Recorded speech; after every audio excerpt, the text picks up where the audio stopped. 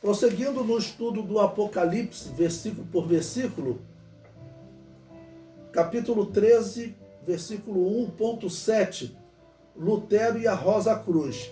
Bom, nesses tópicos que nós estamos falando sobre a participação da maçonaria na organização da besta que sobe do mar e na preparação do caminho do anticristo, estamos vendo que os reformados e a Igreja Católica, eles são ligados à maçonaria, ou seja, são ligados a esse satanismo, né, que ataca o mundo. Pois bem, Lutero e a Rosa Cruz. A Rosa Cruz é uma extensão da maçonaria, né? É uma linha da maçonaria. O comentário diz: um site protestante comenta sobre a ligação de Lutero com a Rosa Cruz, que é uma vertente da maçonaria. Bom, eu coloquei o artigo aí nesse site, o nome do site está no final do artigo, né? protestantismo.com.br. Eu coloco o link completo para vocês. O que o artigo da internet diz? Eu gostaria muito de dizer que Lutero nunca foi maçom, mas do jeito que a maçonaria penetrou e continua penetrando de uma forma oculta e amigável no seio da igreja, não só no protestantismo, mas também na Igreja Católica, não posso ter essa certeza e afirmar que Lutero nunca foi maçom. Então aqui quem está escrevendo é um protestante. E também vamos lembrar aqui que a Igreja Luterana hoje, a posição oficial dela, se você pesquisar na internet você vai encontrar, eles dizem, olha, o luterano pode ser maçom abertamente, porque a história de Lutero está ligada à maçonaria. Prosseguindo, pelo que pesquisei, diz o protestante, a única prova que alega ser Martinho Lutero um maçom foi a comparação do seu selo com o símbolo da Ordem Rosa Cruz. O símbolo da Ordem Rosa Cruz se apresenta como uma cruz envolvida por uma coroa de rosas, ou uma rosa ao centro. A rosa representa a espiritualidade, enquanto a cruz representa a matéria. Já o selo luterano apresenta mais variedades. Apenas a cruz lembra o sacrifício do Senhor Jesus Cristo pelos nossos pecados, para não perecermos e para que não tenhamos a vida eterna, para que tenhamos a vida eterna. Vamos lembrar que as igrejas cristãs, as igrejas anabatistas, como era chamada, elas não usavam a cruz. A Igreja Católica que adotou a cruz, que foi adotada por Constantino. A cruz, ela não é um símbolo do cristianismo, ela é um símbolo de maldição. Maldito todo aquele que for pendurado no madeiro. Então nós apontamos para a cruz dizendo, olha, Jesus se tornou maldição por nós. Mas a igreja cristã, ela não usava a cruz como símbolo até a organização da Igreja Católica. As igrejas reformadas também seguiram esse caminho. A igreja evangélica que eu participo, graças a Deus, a Assembleia de Deus, ela não usa a cruz. Tá bom? O comentário do artigo prossegue. A cruz com o coração representa a fé em Cristo como centro de nossas vidas e da igreja. É a visão reformada. As pétalas da rosa representam a justiça, a paz, o consolo que Deus nos oferece. O fundo de cor azul é a fidelidade de Deus. E o anel dourado lembra o ouro e representa o perdão, a comunhão e a esperança e etc. Inventaram uma série de simbologia, ok.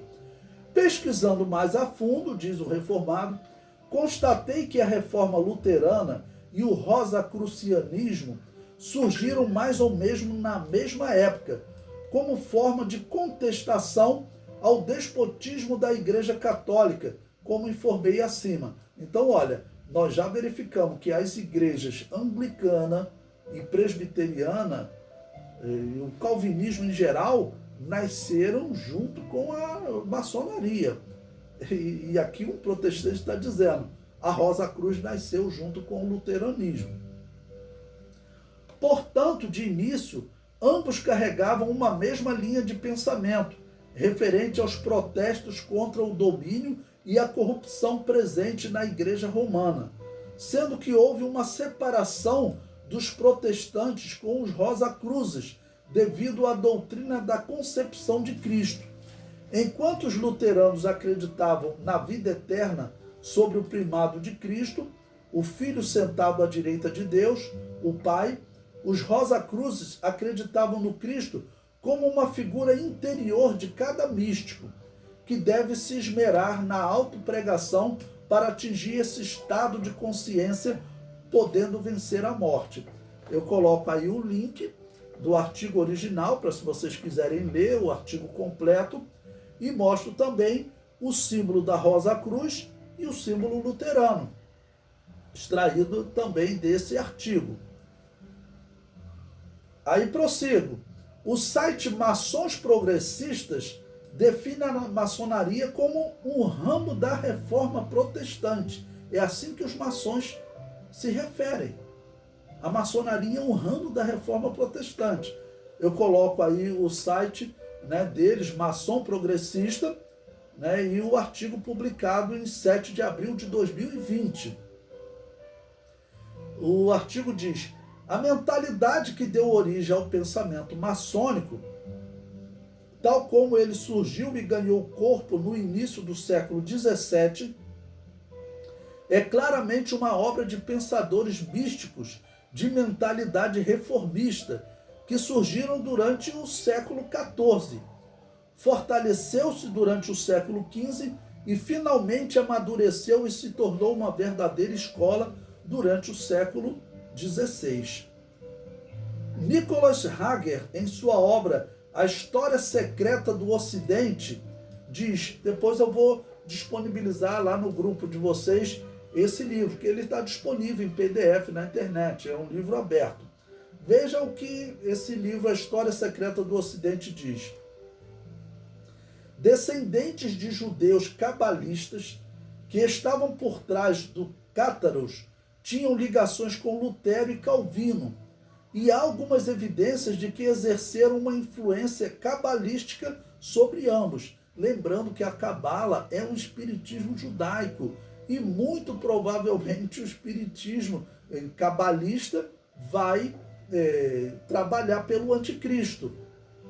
É inacreditável, mas aqui no Rio de Janeiro, eu não vou citar o nome da convenção por uma questão de ética, mas numa convenção das Assembleias de Deus, tinha um judeu cabalista discursando lá. Ele foi convidado para palestrar. Eu estava lá a trabalho pela faculdade, eu não sou ligado a essa convenção das Assembleias de Deus, mas tinha lá um judeu cabalista. Esse é o exemplo que nós estamos vendo de como as igrejas estão erradamente se aproximando do judaísmo. E o judaísmo hoje, ele é espírita. O texto do livro prossegue. Veja-se o selo de Lutero, que está acima, né, aí no artigo, que se baseava no motivo da rosa e da cruz dos Rosacruzes. Parecem que foram cabalistas que incentivaram Lutero a pregar as 95 teses na porta da igreja, talvez como parte de um plano deliberado para dividir a cristandade, ou, no caso, na verdade, dividir o catolicismo, né? Os livros de história chamam de cristandade, mas, na verdade, o catolicismo nunca foi cristandade. É certo que Lutero foi influenciado por lendas judaicas a respeito de Jesus, encontradas no Talmud e no Midrash, na Idade Média, e no Toledot e Yeshu, vida de Jesus, anterior à Idade Média. Então, esses são exemplos da ligação de Lutero com a Cabala e com a Rosa Cruz.